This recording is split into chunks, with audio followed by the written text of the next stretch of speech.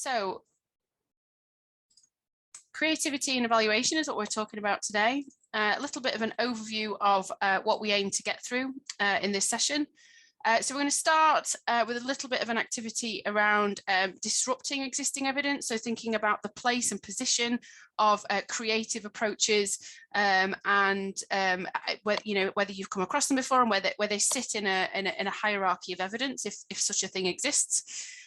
We'll talk a little bit about some of the principles. We will offer a few that you may have your own about gathering and generating evidence as part of evaluations, and talk a little bit about how creative approaches might be able to help. They're absolutely not the answer to every evaluative problem, not at all. And there are some definitely some things to consider when we're thinking about creative methods. They are not an easier and less informed or resource intensive way to collect information, but they do give a different type of information that might be most applicable to the work that you're doing. So I'm going to focus specifically on storytelling and storytelling in evaluation. I'm going to apply it to. So I'll give a bit of an overview of some of the things that you might want to explore in a little bit more detail. And then I've separated this into kind of pre-intervention storytelling and post-intervention storytelling. And whenever I say intervention, please kind of substitute that with activity or initiative or project or whatever language is most fitting. We'll then do a little bit of kind of considerations, and then we'll also talk a little bit about what else you could do. So reframing some of the more conventional approaches like surveys and focus groups with a creative lens. As part of that, there will be some activities. We will be asking you to do things off camera and then coming back and discussing how not only what you've produced, but how you found the process of engaging in these activities. And we'll stop for a break halfway through as well for people to kind of gather their thoughts, take a comfort break and so on. So a lot of the work that we're talking about today are either things that Stella and I have done, tried, failed at, rewritten, had a go at and thought differently, or they're things which, having had a quick look around at some of the other activities that are going on across the evaluation sector, might be things of interest for people. So it really is about kind of signposting to things that you might want to look at in a little bit more detail. So that's kind of the aims of what we intend to do today. So I'm going to pass over to Stella, and we're just going to do this kind of introductory activity about the evidence hierarchy. So I'll shut up for a bit. Thanks, Liz, and welcome again, everybody, and anybody who's just joined us as we got going. So I think Liz had mentioned to you, it would be great if you had a piece of paper and a pencil or anything that you can get to hand here for this. And it's an activity that's also within the staff guide to using evidence, and we've got some links for you at the end, so please don't worry if you think you're missing anything. There's also, and I think, I can't remember, Liz, I think this might have been me and Alan, we did something about questioning assumptions about evidence, which was one of the webinars, which again we've linked at the end. So you can see there that there is what we might call a pyramid or a hierarchy, and they're well known and well debated in disciplines such as healthcare, and most of you will know from those areas that traditional hierarchies of evidence often they assume that some forms of evidence are stronger than others, with the random control trial, or RCT as it's often called, being the kind of intervention that's often promoted at the top of the pyramid. And RCT is one of those where you have a control, so something's withheld and then you compare it. So qualitative evidence, I'm probably giving too much away here, but often it might not feature at the top of the pyramid, but it critiques, because it's got small sample sizes and because it's not always generalizable, people tend to think that it's less useful. But we want to kind of debunk that with you. So what we'd like you to do, though, is, and you can do this off camera, turn your mic off if you want, just for 5 minutes, or you can stay on camera and just draw it and show us your artwork. We'd like you to draw the pyramid on a piece of paper, and just think about what types of evidence are positioned at the top, middle and bottom in your own institution. So, for example, if you thought that caricature and narrative was the top thing, I wish, that your institution uses, then put it at number 1 and so on. So just have a go at that, just for 5 minutes, and then we're just going to come back together in a few minutes just to discuss it. So it's 13:14 as far as I can see. you know, in 5 minutes, we'll just come back together, but you can stay online and chat and just draw yourself things. But in a few minutes, we'll just come back and then we'll have a discussion about what you think, and you can, there's not a massive amount of people. You could put your hand up in the reactions bit if you want to come in and talk, or you could post something in the chat room. So just have a think about that. While you do, I'm going to put Liz on the spot here while you're doing your own one. So Liz, what would you say your own institution uses? I think we use a range of evidence, and certainly within the area that I work in, we champion different forms of evidence, specifically when we're working with student voices. I think there is a desire for qualitative. The qualitative has an impact.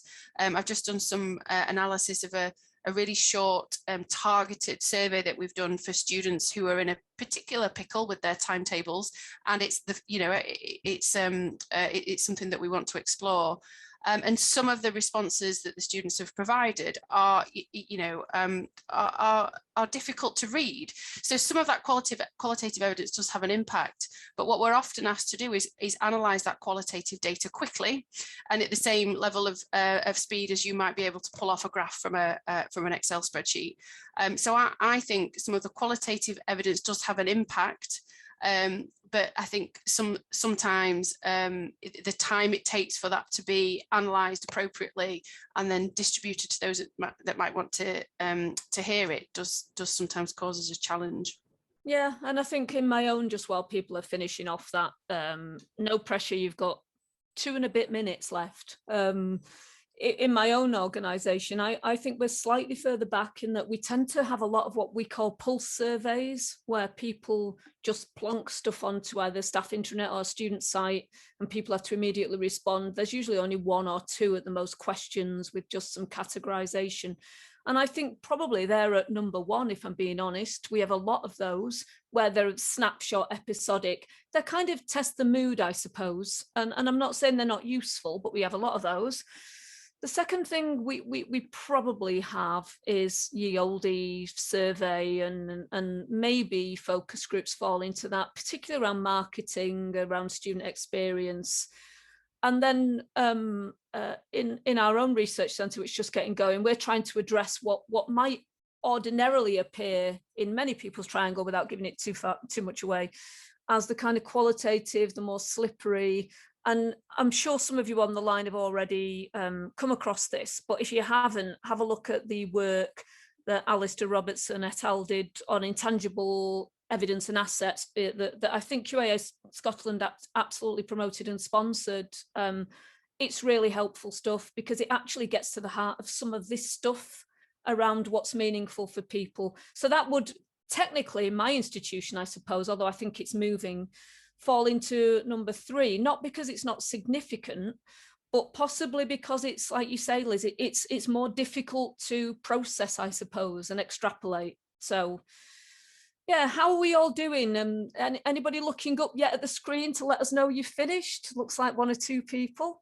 We'll give it another minute or so. And then we'll ask you, while people are just finishing off, when we come back together, we want to think about where creative methods sit. So that's one of the questions, and how you'd promote its value, I suppose. And think about, this activity perhaps is a good way to get opinion of some more complex issues. You'll find as we come across later on, ranking and prioritizing and helping people to think about what's important to them is actually a very useful tool for an evaluator. So one of the things we'll be thinking about later on is where that sits. Okay, so I think I've given you your 5 minutes of Andy Warholian fame rather than 15, where you're doing these wonderful pieces of artwork. Anybody want to either stick their hand up or post in the chat where you think your evidence hierarchy is in your own institution? Who's going to be brave? Right, Nicole, do you want to come in? That'd be great. Hi, sure. Can everyone hear me? Yes, we can hear you. Okay, I don't think I'll show my artwork because it's not very well drawn and legible, but I can describe it. So I'm a student intern at the enhancement team for St. Andrews. Great. And this is more of a student perspective of institutional research. Most of the research I've been a part of or witnessed has been to do with class rep activities. Right. But I would say number one is definitely short general questionnaires with multiple choice answers, just because they're the easiest to analyze very quickly. And they're also the easiest to get students often to fill out quickly. You can give it out to quite a lot more students that way if it's very short and sweet. So I think people prioritize that often, the number of responses rather than anything else. Of course. For two, I think that it's a similar thing. It's questionnaires with free text boxes. So one thing that we do a lot as class reps is one good, one bad, where we ask people to list one good thing about something and then one bad thing about the same thing. We analyze that. That's quite common, I think. And then three, I think, is focus groups and interviews. Much less common, lower participant numbers, but that would serve as our sort of qualitative standard. I might not be the best representative for speaking of the whole institutional research, but that's just my take on it. I think you're probably that's probably accurate for most people's experience. We'll bring Heather in a moment, but just to say, when you said free, I thought you were going to say free pizza, because we normally offer students free pizza to fill stuff in, don't we? That's normally the free bit. But thank you for that. And I doubt if your experience is actually that different to anybody. And it's wonderful to have a student perspective. We actually really do need those. So Heather, you've got your hand up. Would you like to say anything? Anything to add to that? Thanks. Yeah, I don't know if anyone can see that. I actually had a thing about actually where the data comes from. And I don't know if I'm answering a different question. Doesn't matter, go for it. But I put students at the top, other academics in the middle, and our staff at the bottom. So that tends to be that, you know, we want to know what students are thinking, and we want to know what the sector is thinking, perhaps more than we take on board our own staff voice. But just because, I don't know, students are the experts on their own experience, I guess, and we perhaps think that staff experiences, we need to be informed by research and other things happening before we're taking on board staff stories. And in terms of the types of evidence, I did put qualitative at the top. Woo. And quantitative in the middle, and then perhaps something like, you know, narrative or anecdote at the bottom. I think we want rich stories, but we just take the happy medium of realizing that we don't have time always to get those. So we do have a lot of surveys, but in terms of what people ask for and what they want from their data, it is that richness that you can get through more involved methods of evaluation, I think. Thank you. That's really, really helpful. And I'll come to Karen in a moment and Meg, but just to build on the point you've just made, and it's one that Liz and I think would want to labour. There are times when everybody says they're time poor, and I get that, we're all time poor.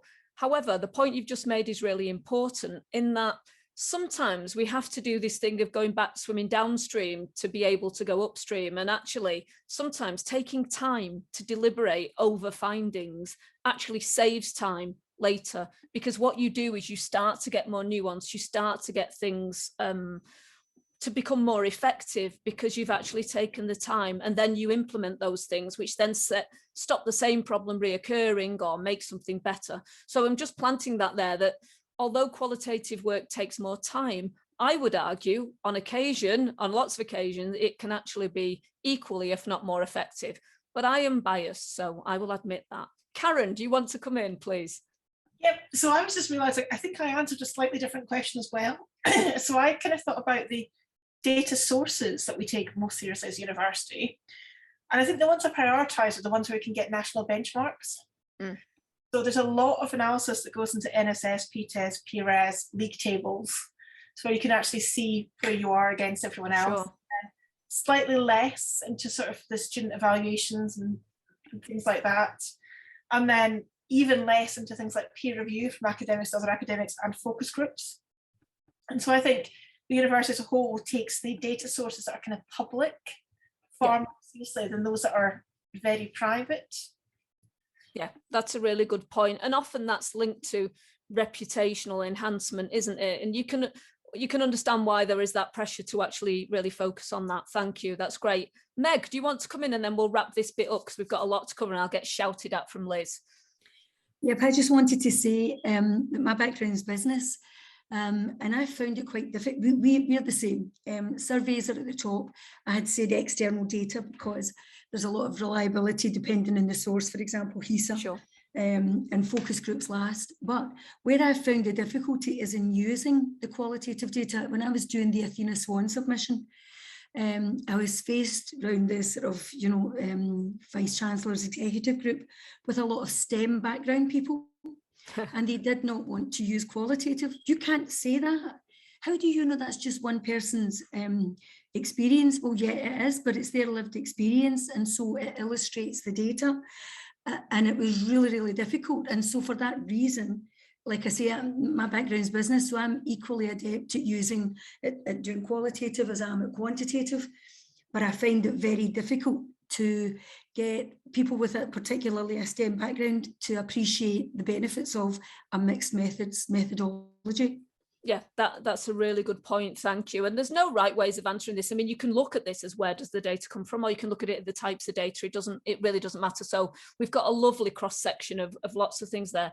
Just to say, Meg, before we move on as well, I feel your pain with that stuff because quite honestly as well, for me, it's about making those connections and looking at themes, and that's often the riposte to the, oh, it's one person's experience. When you actually surface that, it often isn't just one person's experience at all.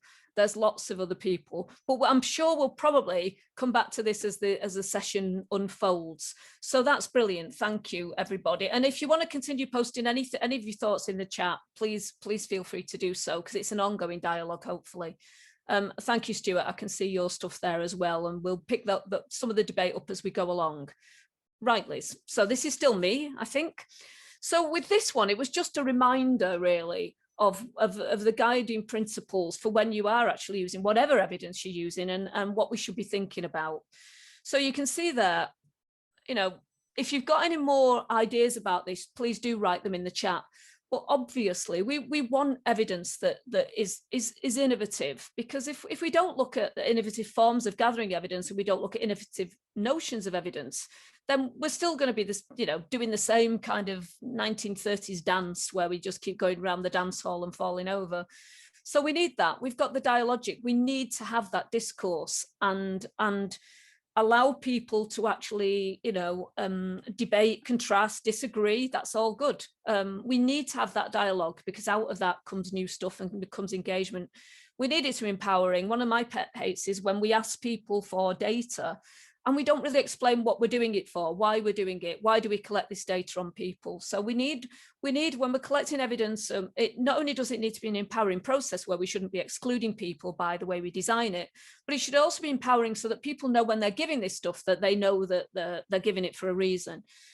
Just touched on accessibility, and we'll probably come back to that a lot later on as well throughout the session, because one of the arguments for qualitative is that actually it can be much more accessible potentially in terms of allowing fuller exploration of ideas. Likewise with inclusive, it's always useful, and Meg, you've just made a good point there. For one person's survey is another person's anathema, so we actually need to look at a range of things to actually make sure that whatever we use, people feel that they can participate. And then and I'm going to leave this one more to Liz later on. There's the ethical side of it. We don't need to do any harm. We need to make sure that we're doing things for the right reasons, and we need to make sure that if vulnerabilities are there, we need to minimize those as well. Plus lots of other things. And I would argue there ethical links to empowering as well, about using things when we're collecting evidence and data. It's unethical to not use it for a purpose and to state what that is. It's equally unethical, as we might find later, to not report when things don't go as well. But perhaps we'll come back to that later. Back to you, Liz. Thanks, Stella. So this was just some possible principles, if you have any of your own, please do share them as well. And that what I'm hoping is that some of the methods that we're kind of introducing you to today, or you may have used previously, and please do tell us if you have, kind of speak to some of these principles, and you can find yourself being a bit more comfortable with the approaches that you're taking. But I absolutely take on board, and it's really right that we started the session with thinking about the parameters in which that exists. So thinking about the speed at which we need to analyse things, the pressure that we're facing in terms of you know, who we're speaking to and the number of people we're speaking to, and that awful word that's used and thrown around in terms of qualitative. It's not generalizable, it's not representative, and the defense that we're having to make about actually the authenticity of what we're hearing. So as we're going through these examples today, think of these principles and think about whether creative methods help you to explore some of these principles. And it might be that they don't, and that's equally fine. So I just wanted to give you some ideas of how creative approaches to evidence gathering might be able to work. And I've drawn on, if anybody has, where is it? If anybody has this textbook, I don't know if you can see it, which is, you can't see it very well. Creative Research Methods, A Practical Guide by Helen Cara is brilliant for exploring different forms of creative approaches. She's also recently published a Creative Methods in Education, which I haven't got yet, which may well be on my Christmas list. But these are sources that do talk about both the practicalities and the challenges of doing more creative work in the spaces that we might find ourselves. But how could they help then? Well, they may offer us a different way of knowing things. It might be that they provide a different type of information, sometimes deeper level of reflection that we can offer through exploring people's thoughts, feelings, sentiments, experiences in different ways. Creative methods often operate across disciplines. So we had a bit of a conversation there about the kind of the STEM approach, or the dominance in some areas, but I do think that they are the creative approaches can be seen as multidisciplinary, and lots of different disciplines are trying out and testing these. I think you can be creative at any stage in the evaluation process. So it's not just in the design of your evaluation, but also think about creative ways of analysing and presenting your work. So I focused very much on methods today, but it's at any point of that process. You know, I've been exploring with some work at Hallam, graphic novels, illustrations.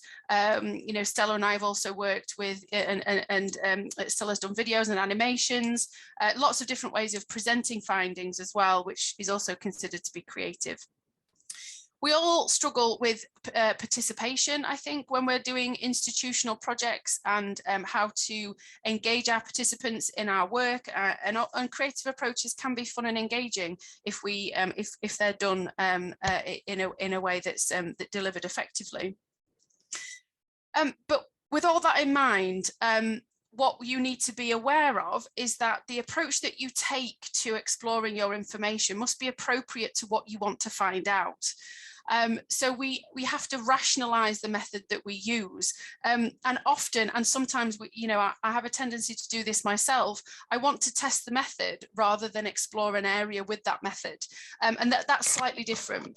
So, and I've put on the screen there, and this is from Helen Cara's work. Creative methods are not an excuse for unethical, sloppy, or self-indulgent practices, and there is a tendency to think, oh, I'll apply that method, and we'll have a go at caricature, or we'll play a game, and is it about the method, or and is it about the outcomes, or is it about a personal interest?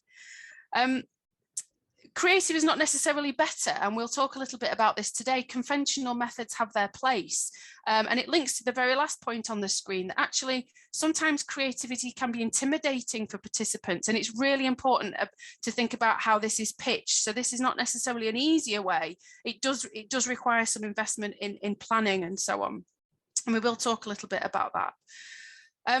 It's not always inherently qualitative, although the things that we're talking about today do tend to lie on the side of qualitative. So I was reading something about creativity in quantitative research, which suggests that the construction of a hypothesis is a creative act. So there are ways in which you can bring levels of creativity into different types of data gathering. Something else to be aware of is that we may well be applying a Western lens of creativity onto what we're saying here. We may be seeing this as different and novel, and that may be a very specific way of thinking about creativity. And there are ways in which creativity is framed in different cultures, and for example, different publication acceptances within publication, ways in which participants may make sense of information. It doesn't all have the same definition of creativity.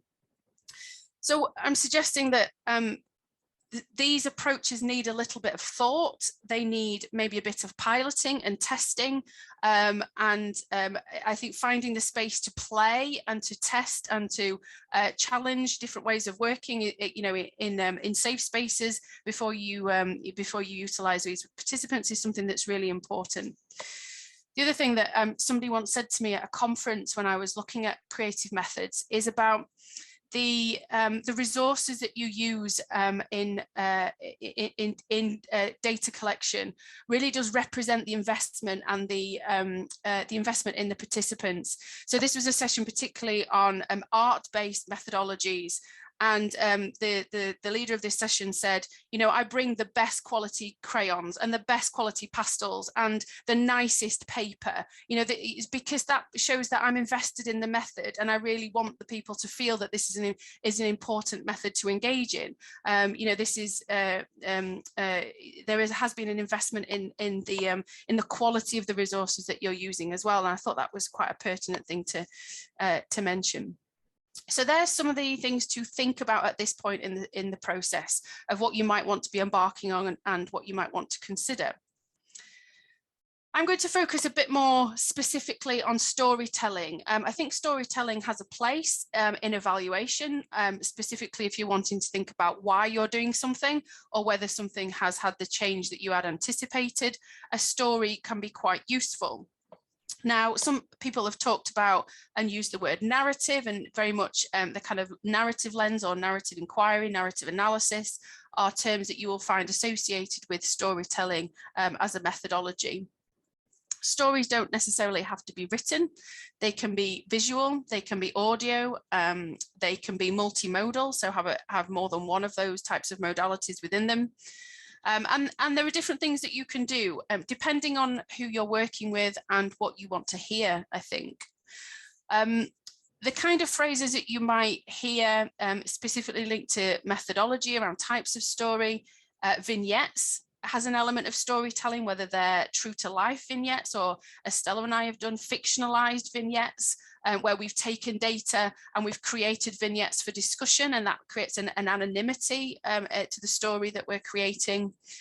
I've also seen work talk about chronicles or testimonials. Diaries are also a form of storytelling. It's a type of story. It's also a method as well. The kind of diary method is a way of asking participants to report a story.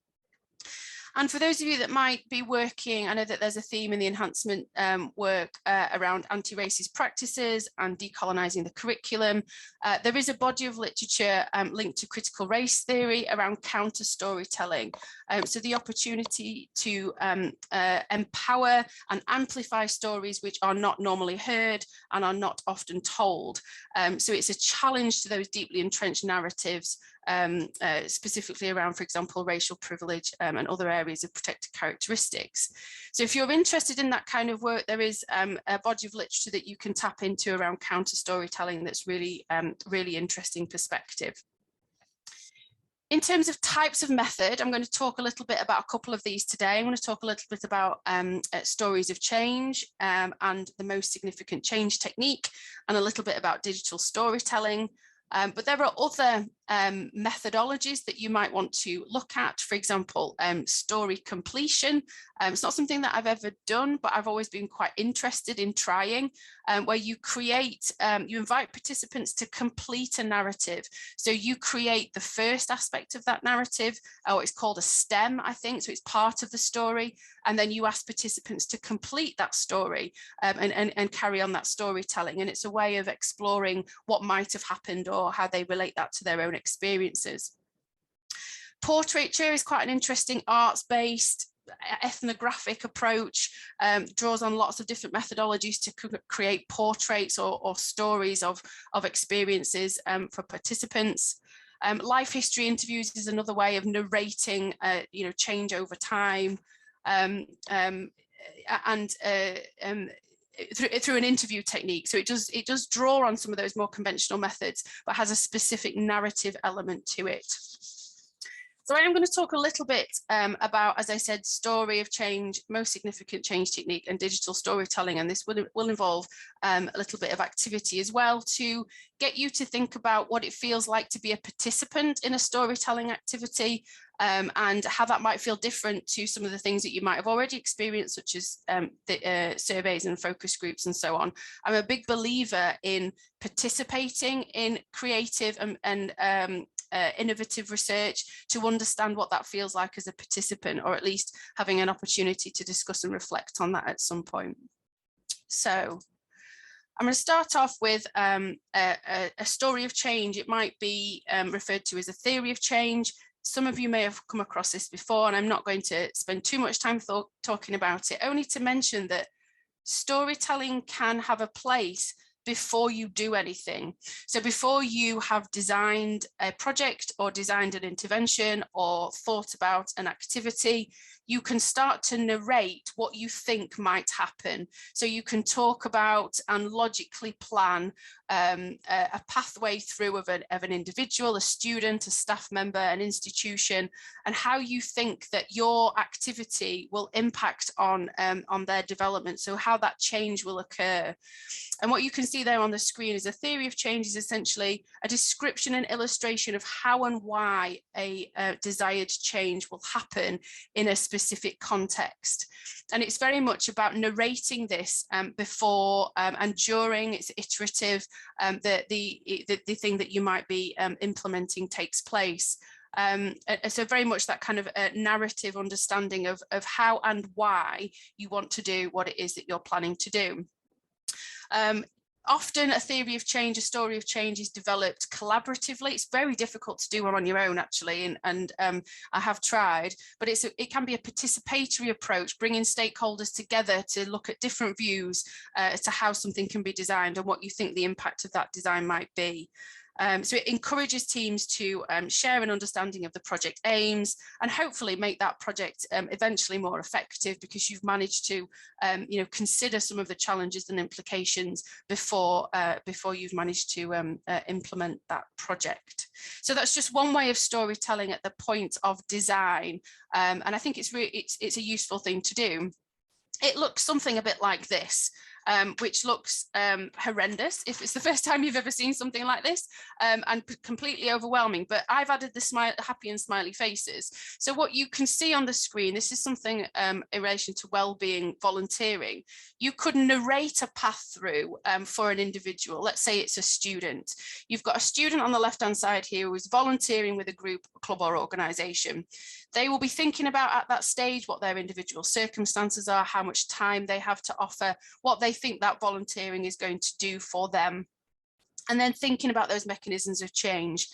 They want some enjoyment, they want to think about the structure, they want to be exposed to outdoors, whatever that might be, there's a rationale for their engagement. And as you move along the kind of story, you can see a logical development of what you hope that student will achieve. So you are hoping in the short term that there is an increased sense of purpose, something altruistic begins to happen. There's a sense of belonging that develops for that student because they're involved in these mechanisms of change. Moving the story further along, we can start to evidence increases in self-efficacy. There may be elements of confidence development, but noting there may be some negative consequences as a result. And then we might get to a point where we've seen an increase in happiness, quality of life, and so on. So you can, at this stage, before kind of implementation, you can start to narrate that story, but you can also link that to processes of evaluation. So when you're designing data gathering, you can think about the things that you want to test and you want to measure. So can we see for this group of students, we've got an increase in self-efficacy? How are we going to deal with the intangible things of measurement of belonging? What indicators of success would we look for? So this is very much, this is an individual story of change, but you could also do this at different levels, macro, meso, micro levels, to look at the institution or the sector and so on. So it's a storytelling at the beginning of an intervention, and you would kind of use this to help design and sketch out your evaluation as you go along. Moving on then to post-intervention storytelling. This was an example that I came across quite recently, and it's called the most significant change technique. And it is essentially a curation of stories post-intervention, and it's evaluator-led. So you are training and recruiting story collectors. There is an identification of storytellers. There is a situation where there is framed questions about change. So it's some, so those storytellers are somebody that has been involved in an activity or a program. And through the process of working with the story collectors and the storytellers, there is a discussion that happens. There's recorded, transcribed. The story collectors are the ones which edit and create that story. That's why I've suggested this is slightly more evaluator-led. But what happens in this approach is that you also have what's called a discussion day, a sharing of stories, where they are sense checked with other participants. So sometimes it's called kind of story sharing or a story circle, but people are brought together to look at them, critique them, challenge them, agree with them, and then that is a part of the kind of evidence building as well. So it doesn't apply quantitative indicators before the data collection takes place. It's very much an inductive building of what success or what significant change means to the people that have been part of these activities. So it's quite good for measuring change, which is more intangible or a little bit kind of fuzzy around the edges. Unexpected, emergent, and so on, and an understanding of how change has happened for the people that have been part of that. It is an adaptation of an interview technique, so blending the creative with the conventional. It's important to think about. But I think it's a good way of framing those kind of methodologies in an evaluative context. It's the framing of the questions that you ask. It's the positioning of the storytellers as part of that, and it's taking the kind of evaluator approach with an element of participation in that story sharing and story discussion. The link that I've posted on the screen is a kind of a how-to toolkit. It's brilliant, actually. It comes from an arts-based project called the Old Fire Station, but they've created essentially a methodology guide as to how to do it. 7 stages of this technique, and they've applied that to their context, but it can be applied to any context. So if you're interested in how to collect stories and what to do with them, if your time parameters and your context applies, then I really would recommend that as a resource for something that you might want to look at. Okay, so that's the second one. So after story of change, we've got story collection. The example that I want to talk to you about now, which does start to bring in some activities, is something which I've talked to colleagues in Scotland before, is around digital storytelling. This is something that I have done at Hallam and across the sector. I've worked with students and staff to facilitate the creation of their own stories and then produce them in a digital context. So I'll talk to you a little bit about the process that I went through to do this, but it essentially involves the thinking about a story first. So even though it's in a digital context, we very much need to have a conversation about what story do you want to tell before we get to what tools are we going to use, what tech are we going to use, how is it going to be presented, and so on. So digital stories are kind of a multimedia, multimodal approach to presenting a story. They've got bits, or they can have bits of audio, still images, captions. If anybody remembers the Adobe Spark that I did at the Theme Leaders Group, that was an example of a digital story done on Adobe Spark, which was our kind of evaluator's story so far. So as I said, it still requires a story to be crafted before you get to the digital components. And it's that aspect of storytelling that I would like people to have a go at today, to think about how it feels to be asked to tell a story, and then how it feels to share that story. So putting yourselves in the position of a participant, and possibly if you're evaluating your own work or others are evaluating the work that you're involved in, this might be something that you want to consider. So I appreciate there are different ways of telling stories. There is no right or wrong answer. Generally, they all have a beginning, a middle, and the end, but they don't necessarily have to be in that order. You can have as much of yourself in this story as you choose to have, or you can have different voices in this story as well. And you can play with the boundaries of anonymity in a story and how you tell it. So these are some of the things that that can be slightly more empowering if it's a storyteller-led approach, which is what I'm suggesting digital storytelling can be, where you kind of pass over the responsibility for the creation of the story to the storyteller, just within some parameters. So the first activity that I'd like people to have a go at in relation to storytelling is up on the screen here. So I have framed this within the Resilient Learning Communities Enhancement theme, and that's the parameters of the story that we are setting today. And as I've said on the screen, the evaluators or the researchers, can have some input here in terms of what these parameters might be. So what I would like you to do, you've got 5 minutes. You can keep cameras on, turn cameras off. You can use pen and paper, type it on the screen, audio record it, however you want to do this. But I want you to spend 5 minutes thinking about your first year in the Resilient Learning Communities and the story that you might like to tell in terms of your engagement with this enhancement theme. So we're going to give you 5 minutes, and it's about free writing notes or free talking notes or free, however you want to record it, notes. But it's about getting what might be in your head down on out of your head and onto paper or onto a screen, and having some kind of structure. It can be notes, it can be in a chronological order, however you want to do it. It can be 3 sentences, it can be bullet points, it doesn't matter. Okay. So it's on my clock, it's 1:52. So we've got till 1:57. I'd like people to start to tell their story of their first year of the Resilient Learning Communities theme. Does that make sense to everybody? Fabulous. Okay. So if you're comfortable with quiet, it is going to be quiet. Okay. That means you as well, Stella, quiet. So we are going to be quiet. We're going to let you think. We are going to let you write, and we'll come back together in 5 minutes. Brilliant. Thank you.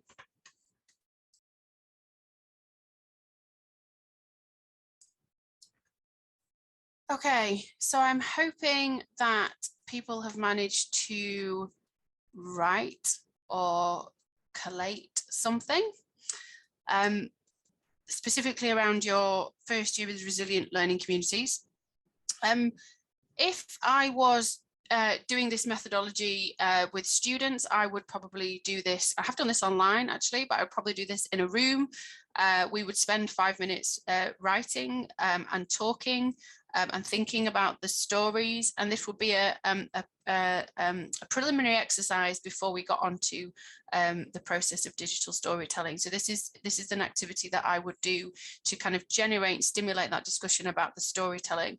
It was something I learned from Chris Thompson at JISC many years ago, so I can't take credit for this the sequencing of events, but it was something that I did with him as a participant, just as we're doing today, and I found really useful to think about that process of storytelling.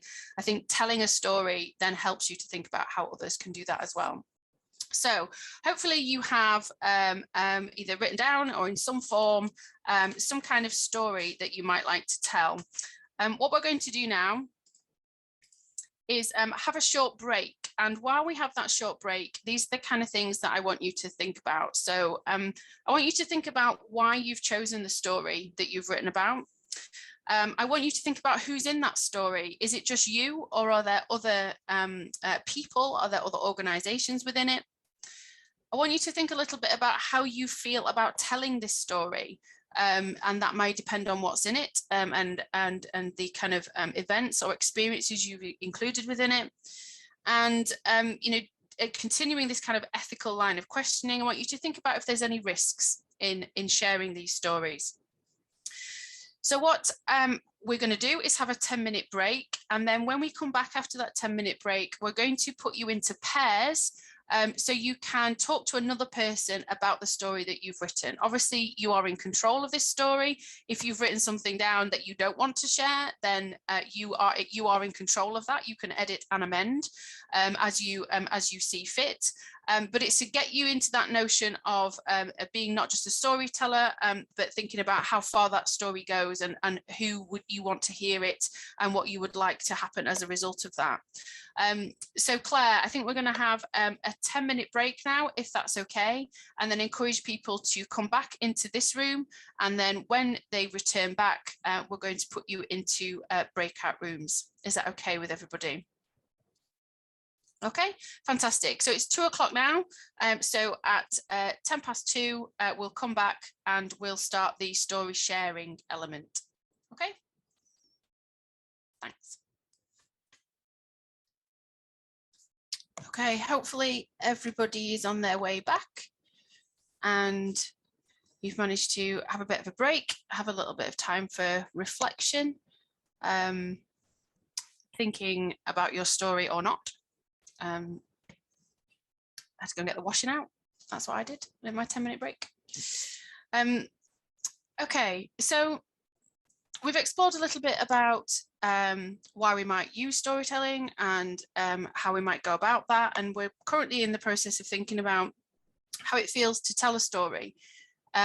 It'd be interesting to know whether you think this is any different from being asked questions in an interview, whether you think that there's a different level of reflection when you're telling stories opposed to reacting to kind of researcher-defined questions, and kind of how it feels to be involved in this process is interesting.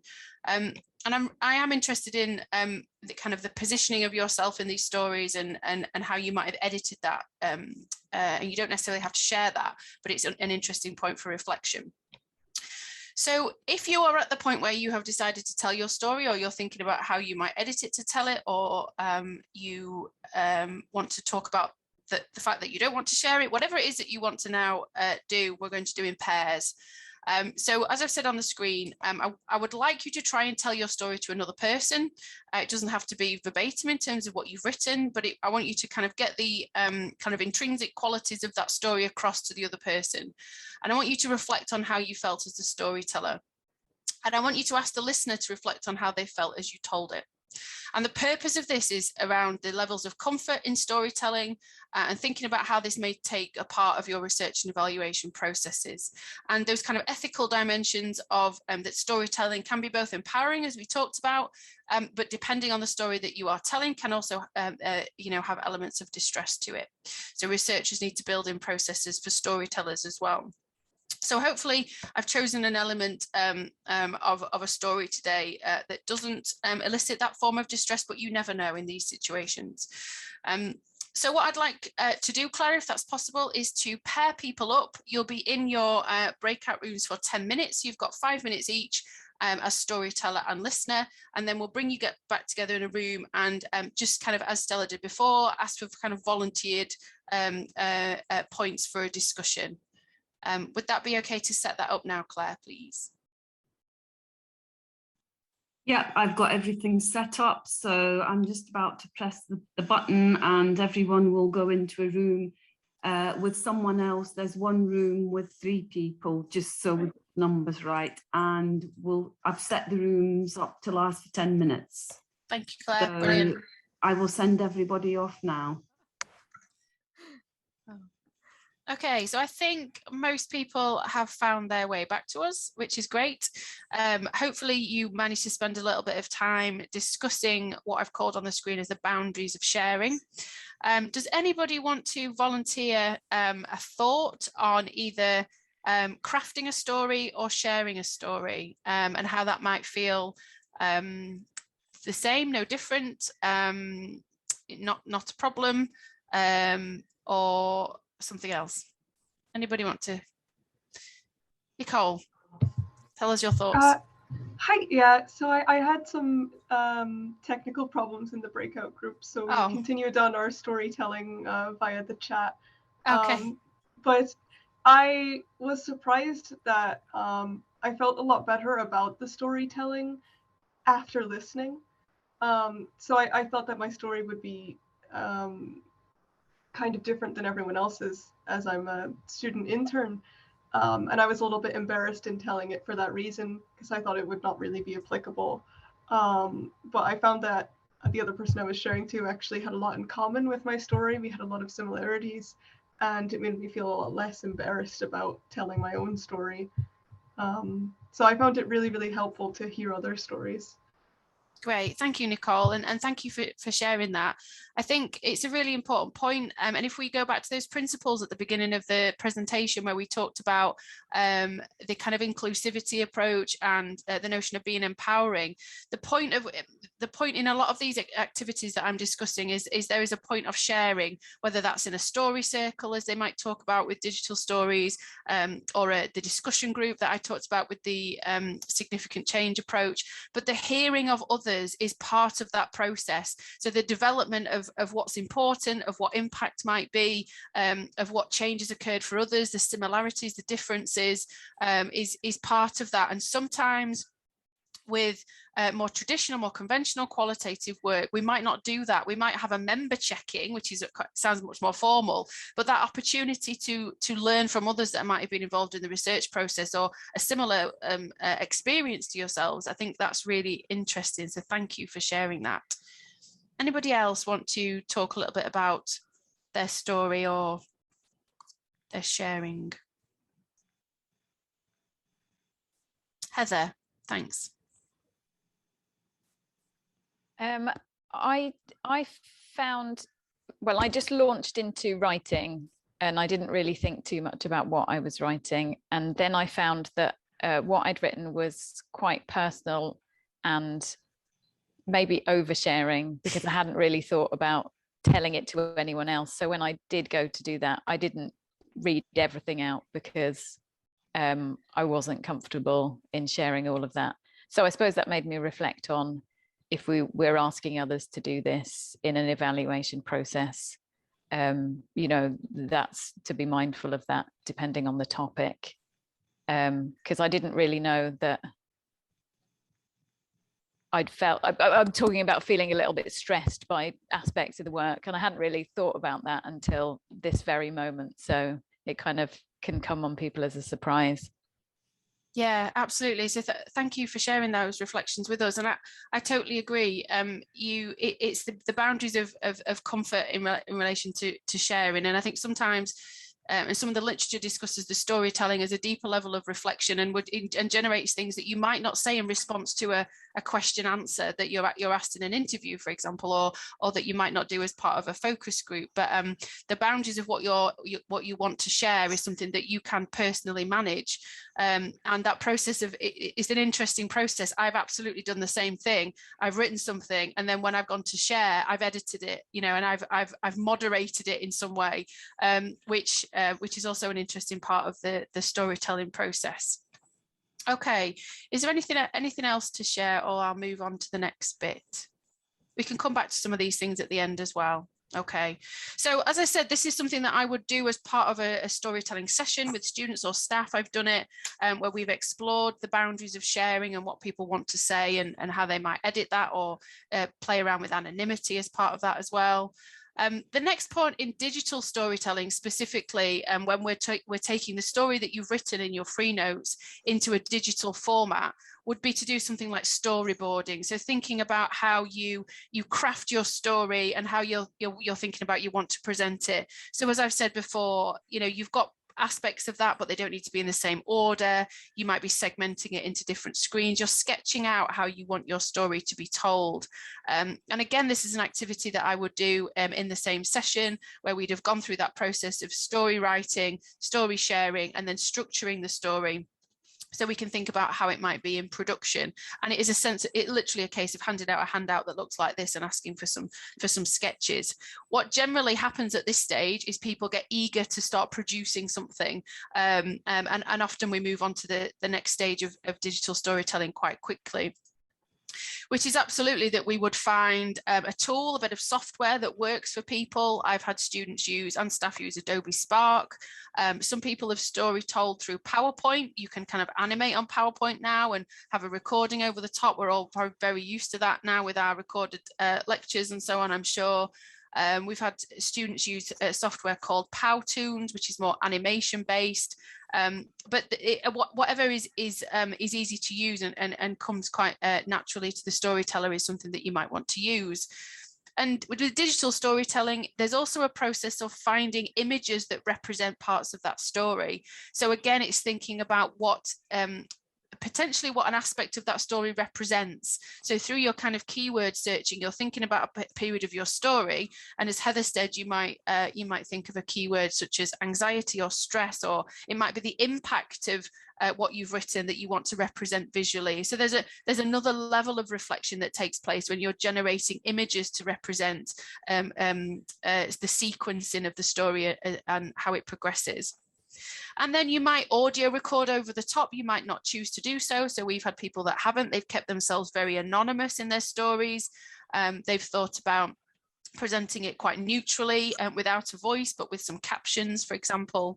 And something like Adobe Spark, it has different formats and allows you to do that. So you can play around with those levels of comfort also through the production of it as well.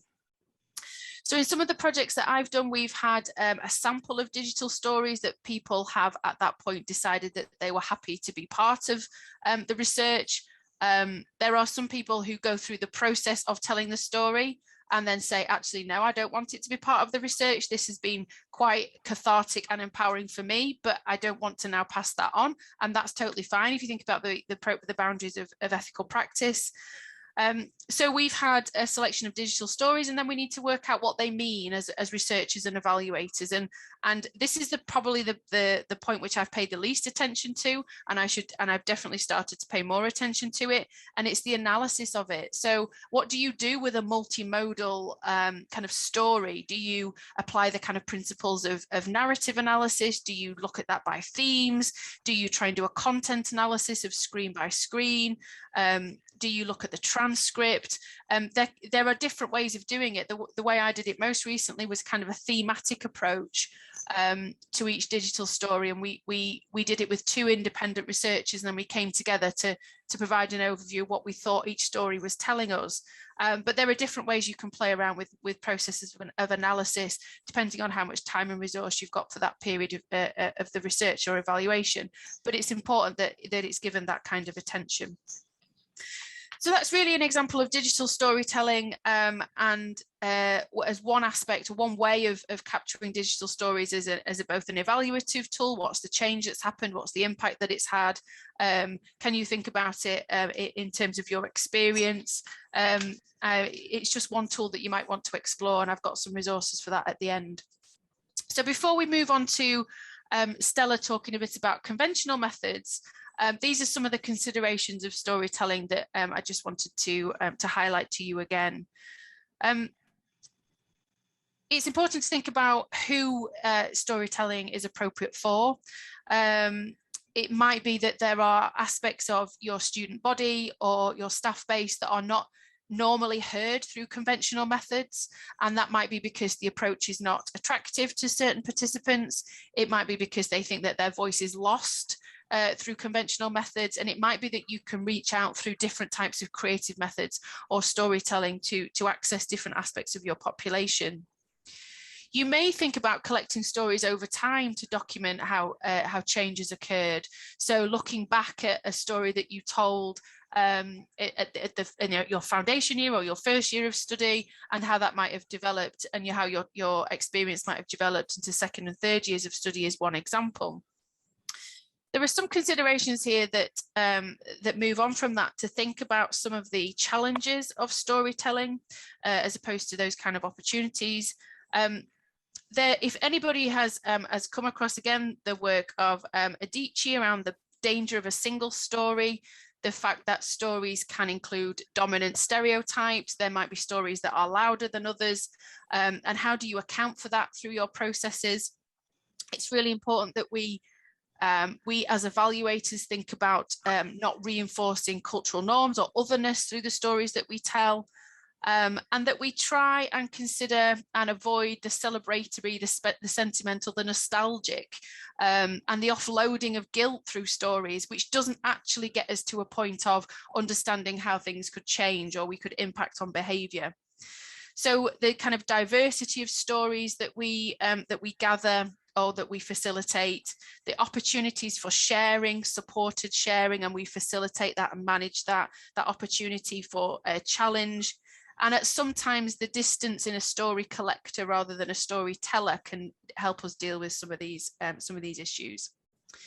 And really importantly, as I talked about in the previous slide, you must always check that the storytellers are okay to share. So are you okay to create? Yes. Are you okay to now move on to share? Yes. Are you okay for me to use this in our research and evaluation? Yes. So it's a continual dialogue around consent, because there is an appreciation that the storytelling might be for the storyteller and for nobody else, and that's something that we have to appreciate as researchers and evaluators. So these kind of creative methods, these storytelling approaches have their place. They definitely can tell us things that we wouldn't find out through conventional methods. But as I said on the very first slide, not something that should be done kind of on a whim or without the kind of level of preparation. But there's loads and loads of resources, loads of literature to help and support, and conversations that you can have with us if it's something that you're interested in, absolutely. You know, once you've done it once or even participated in it, that it definitely gives you the confidence to try some of these out. Yeah, and definitely my practice has definitely evolved over the last couple of years of experimenting with these kind of things. But if you are at the stage where you're thinking that some of these are, you might be feeling a bit overwhelmed by the things that we're suggesting, or you might be in a situation where they're not necessarily attainable at the moment, then we just want to talk about creativity in other ways. And I'm going to pass over to Stella to talk a little bit about creativity with conventional methods. So we're moving on to the what else could we do?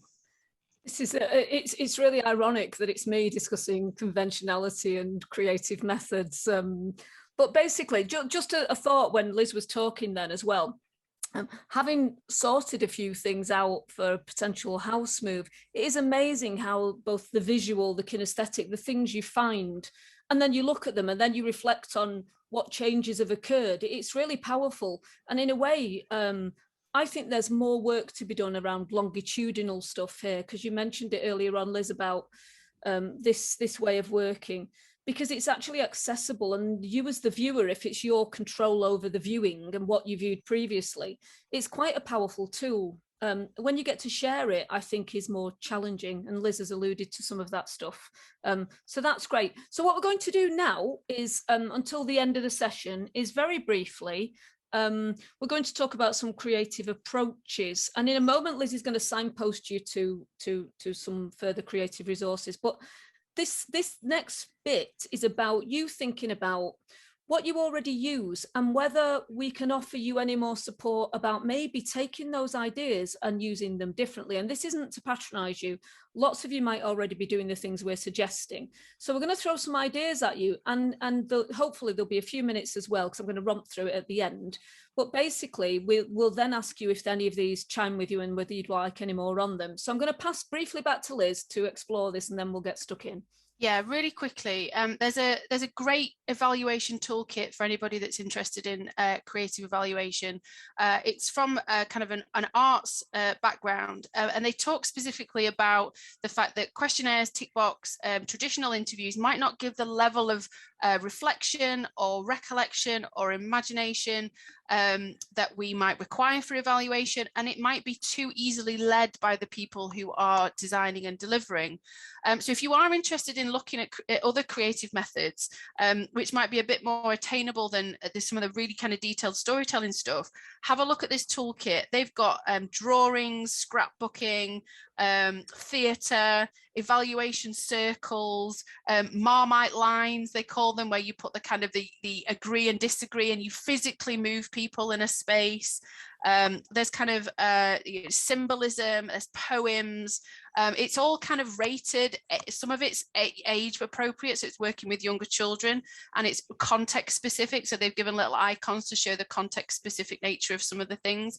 But if you're interested in a kind of a go-to resource, I really recommend this, because it's really good and accessible, and gives you tons of ideas of things you might want to do. So I just wanted to premise with that, Stella. Thanks. So I'm also probably devastated that my origami frog isn't on there, Liz, I doubt, but hopefully other mediums of that nature are. So, okay, so thinking creatively. So most of us use focus groups at some point or another. So all we wanted to kind of share with you is that it's often the case that focus groups aren't done very well, if I'm being blunt. And I've done some appalling ones, so this is not me patronising you. They tend to have a kind of transactional nature. And at best, you know, you throw stuff at people, they respond. And then if you're lucky, people might capture kind of groupthink and then add the odd bit where people disagree, blah, blah, blah, and you work through a set of prompts. But what we're going to try and think about is we've used focus groups. I'm sure many of you have, and if you have used them differently, please feel free to post in the chat as well and share your ideas. This is not me and Liz trying to be the experts and you not. But just we wanted to share with you some of the things that you can do, that we've used and that have worked really well, actually. So to give you an example here, so the obvious one where you can start to get more ownership and engagement, I'm sure most of us have used this, is this notion of ranked prioritization. So things where you might use polls, or you might get students or people to go, well, here's some of the things we could talk about. Which of these top 3 could you do? And somebody earlier on alluded to, you know, what might be good, what might be bad, etc. So just very simple tools like electronic polls, or even, you know, votes, a whole array of things can be a way that you can start to set the scene for what's discussed in your focus group, rather than formulaically going through what the researcher wants to explore. And it comes back to that idea of perhaps giving the participants a little bit more control over what's discussed as well. So that's one thing. The other ways are clustered and collaborative decision making, and we did this stuff and it worked really well, and we weren't too sure, were we, Liz, about whether it would work well or not. But we took the idea of a ball sort where we posed some questions, and then we got people to move round, and they had to put what they thought was their preferred choice into these like little ball sort baskets. And at the end, we came up with one definable thing. Everybody had to keep moving round. And in the end, we ended up with one key prioritization, and it's good fun and it's very physical. And you can get people, if we're allowed to be physical these days, you can get people to argue about where the ball goes into which bit and why they're making that decision. So they're a great way of coming up with a collaborative decision-making process. Another thing which we've used a lot of is the idea of critical thinking gaming. I've used loads of stuff, and Liz has, around you can adapt things like snakes and ladders. You can actually give people task cards to explore. You can get people to say, you need to earn the right to go down the snake, or you can stay put, or you can to earn the right to go up the ladder. And you can really start to get people have a sense of camaraderie. Some people play those as a group activity. Some people want to really win at all costs. And they're a really interesting way of finding out what people are thinking. The other one that I've put there is cubing, and that's a really nice thing to do, where you actually build some structures. I've given people some paper cutouts, and we get them to, the OTs amongst you love this stuff, we get them to glue stuff together. But then what you do, if for example, if you're talking about what's an effective curriculum in X, And you might then get people to build these cubes with the most important face on one side and the second important diametrically opposite. So what you're doing there, of course, is again, you're prioritizing. But then when you start to walk round this structure that you formed, you see so many options and so many different variants. And when I've used it, you don't allow people to put the same cube face. So we get really good multiplicity of ideas. So that's just another way of doing it. There's a thing which we've used a lot of around caricature, and this doesn't necessarily mean drawn caricature, although it can do. I mean, I've used a thing called build a leader, or you can build a model student. You can use templates where you get people to bring their drawings and then you argue your case for what goes onto a meta drawing. You can exhibit, you get people to talk about it. There's a 3-minute persuasion where you give people a position statement and you ask them to argue it, even if it's counter to what they do, which then actually explores what their objections are, and you can really bring those things out. But caricature, I mean, all these things are theorized, by the way. They're not just based on what Liz and I think. If you're interested, there's caricature comes from a guy called Rom, who first explored this, as far as I'm aware, in educational terms. By looking at absurdities, it actually releases people's imagination and also enables people to not feel frightened because they don't need to own an absurd idea. They can play the role of the caricature. So that's a good thing to do. And a really important one for us, and particularly around change, is this idea of appreciative inquiry themed questions. So where you start to get people from the moaning shop, which we've all been in and I've contributed, to actually producing some change and some action. So you can start to talk about, if something isn't right, what's the best version of it and how can you get there? What do you dream that the best X look like? Let's say this best student experience in X. And how do you get there? What are the things that stop you? And it's a really good way for trying to galvanize people to think about, what can we make the best of?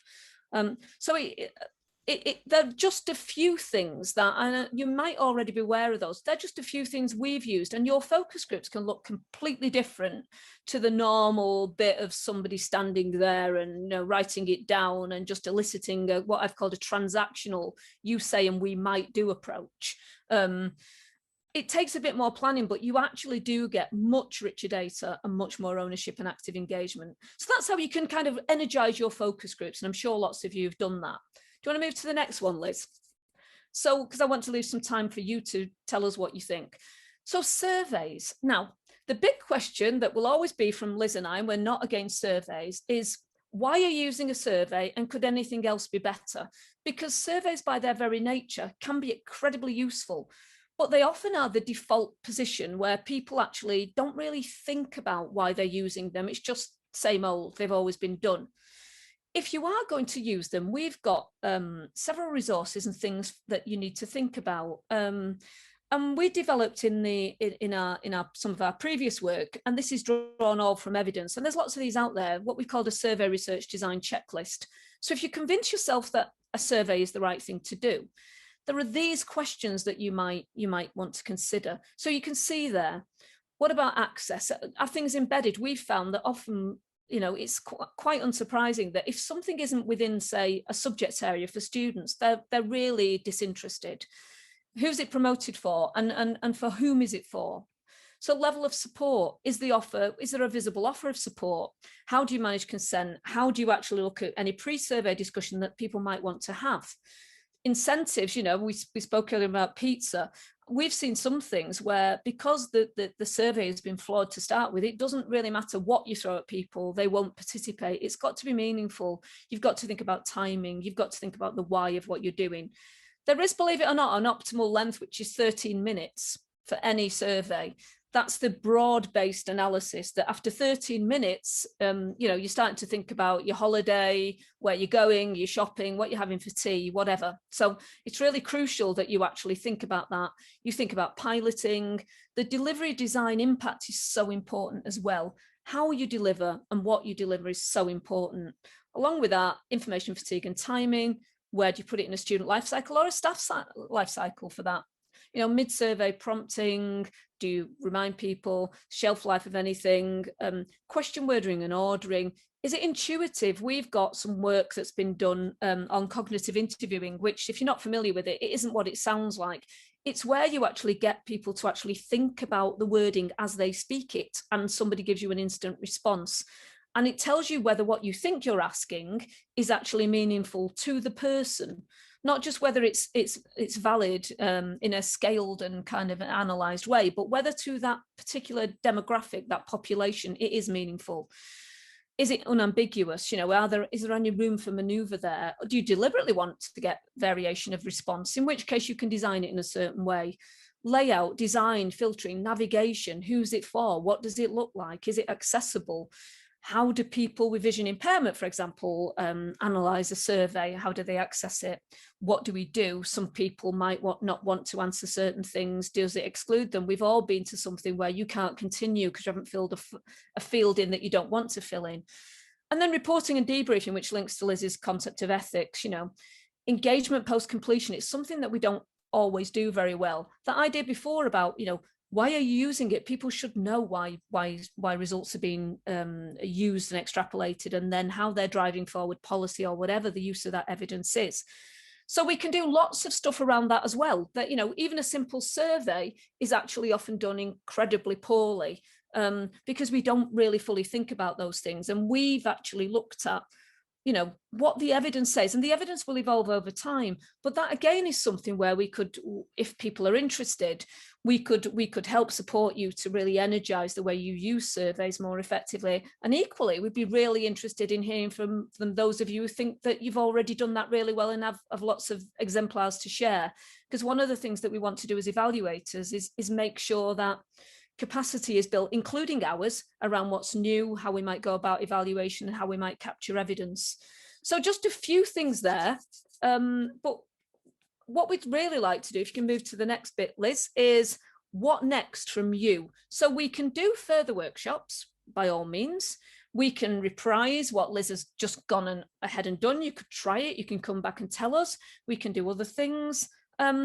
It's over to you for the last 10 minutes, really, to both raise questions about anything that we've done just now, or anything that you would like to see. And it doesn't have to be just the things we've included conventionally. Anything that you would really like to see us explore, perhaps in further workshops, or whether you would like to lead a workshop for us. So I can see there's 2 hands up already. So we'll start with Nicole if we can, and then we'll move to Karen. I don't know who came first, so forgive me. Hi, I just wanted to mention something that I've kind of struggled with in my own research recently, which is I'm researching how different cohorts were affected within the university by emergency online learning for St. Andrews. And one problem I have is that most of the research we're doing is online. So we're doing online focus groups, online questionnaires. And when we're doing this,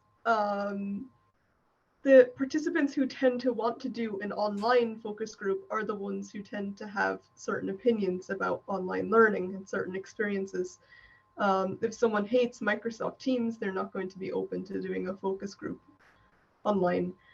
And, you know, the easy solution in my mind is, okay, we'll just run a counterpart in person, but it's very hard to balance those two to make them equal and comparable with just the differences between the environments. So I was wondering if you had any advice on how to do that. Do you know, I think that's a really, really interesting point. And this is something, I'm getting a plug in for our book, Liz, our chapter in that book that's coming out, because we've identified exactly what you're talking about. There's a paucity of research actually around that area that is slightly inadequate, because it's a bit like me as a lifelong chocoholic. If you put me in a dark, you know, a place with dark chocolate and you say, are you enjoying yourself? Well, yes, of course I am. But it's also about what we call in evaluation terms, the counterfactual. How do you find out about the people who perhaps aren't included in that sample, aren't included in that population? And sometimes it's not just a like for like experience, is it? So that, you know, you have all kinds of different forms of things online, and we have things that aren't simulated in exactly the same way by the physical. So I think there's more work that needs to be done, Nicole, around that. And I think I don't have a direct answer to it. We've suggested a few ways forward in the chapter, I think, and it's coming out. I think it's by Rona Sharp et al., isn't it? Because there's more stuff in it. So there's lots of stuff in there. And when it comes out, I think it's out in February, we'll post stuff there. But we've looked at a lot of things there. and did a literature review on exactly what you're talking about. And there's an absolute paucity of voices who don't get heard, quite frankly. And how they get heard, I think, is a real challenge for us all. Liz, do you have anything to add to that? It's a really good point. It is a really good point, and you pick up on this notion of a kind of a skew and a bias in the research findings that we're generating through the methods which might be the quickest, the easiest, the cheapest, the most accessible to the cohorts we want to talk to. I think if you've identified that problem, you use that as a basis for designing either alternative or complementary exploration. I think we've forgotten that we can phone call people. I think that we can have a conversation, not on a screen, and use even on a phone, you can record and then transfer that and transcribe it and so on. Or there's ways of, if people are more comfortable with written forms. Stella and I have done kind of email exchanges as interviews, so you can use other mechanisms of communication. I'm sure there must be stuff out there that use other platforms to communicate and to have a chat, if it's a written chat, a phone call, or yeah, I think a simultaneous face-to-face. But I do appreciate what you're saying about the kind of resource implications of that. But I think that you've identified a really, really important point, that you will only get the voices of either I've come on here to moan, or I've come on here to say this is great because I use it all the time. And I think what you need is other methods potentially to get to those voices that will be different. I think that's a really good point, but I think it's good that you've noticed that. Really, really good, because actually most people aren't noticing. There's a kind of, and this is on your personal view, there's a kind of platform capitalist wonderful experience that I don't think actually exists. But I won't start there. I'll bring Karen in because she's dutifully waiting. Thank you for that, Nicole. I mean, actually, what I was going to say was very similar. So I'd like to learn more about the game methodologies and things used in focus groups. I think that'd be a really interesting future workshop.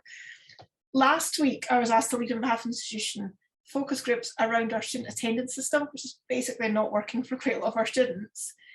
And we did some online, some in person, and we also even did in person at different environments. So it depended how comfortable you felt. We went to different rooms.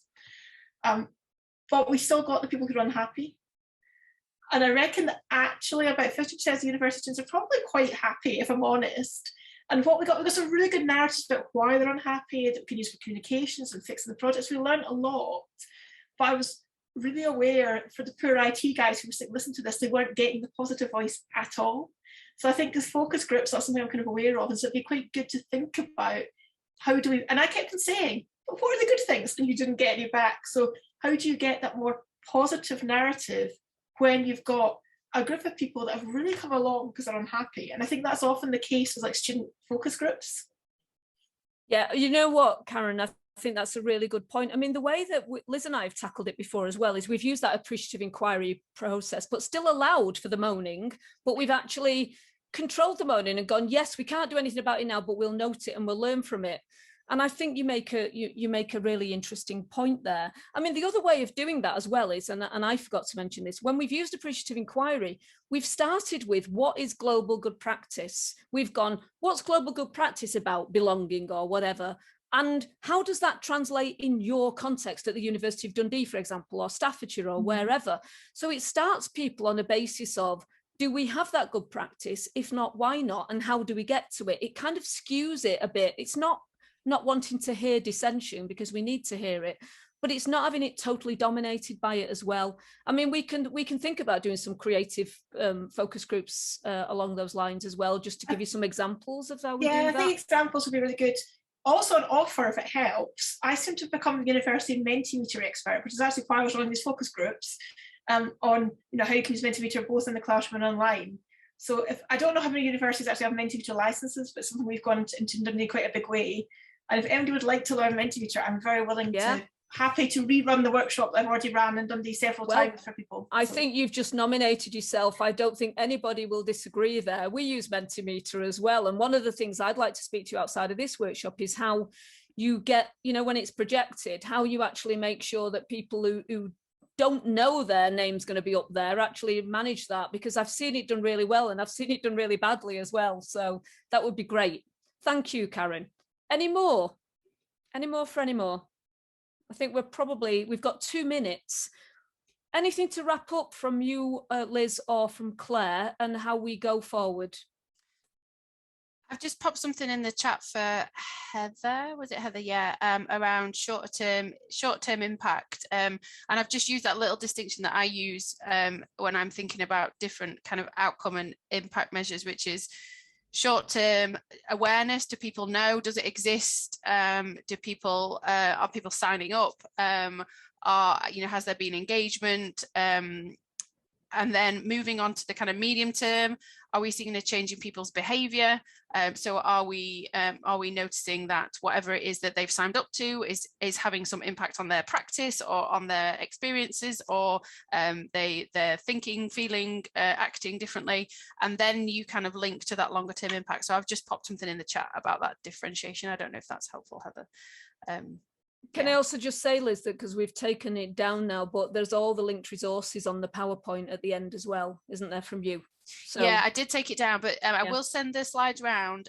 Everything that I've talked about today, I've linked there with the resource, and they're all open access. I'm pretty sure that they are, so everybody should be able to get access to them. But there's some really useful stuff in there. If there's anything that we haven't covered specifically, and you want a little bit more information about, just drop us a line, and I'm sure that there is something to hand that we'll be able to find. I know that people are having to go now, but yeah, we'll share whatever we can with you. Yeah. Okay, Claire, I think we'll call it to a whole, and I know Liz has led this workshop, but I'd like to say I found it really interesting, and I've just learned a bit more about this managing change stuff, so that's great. Anything from you, Claire? Thanks, Liz and Stella, that was really great. I just want to say thank you to everyone for coming along today. I hope everyone's got something out of it. We've got our next theme leaders group coming up at the beginning of December.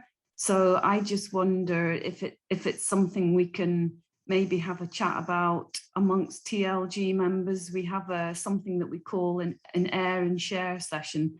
So I think it might be useful to hear from folks how the evaluation work is going. Colleagues who've been to this session and the drop-in session that you did at the beginning of November, is there anything else we need to cover to keep supporting colleagues with their evaluation work on the theme? So I think that's definitely something we can take forward very soon.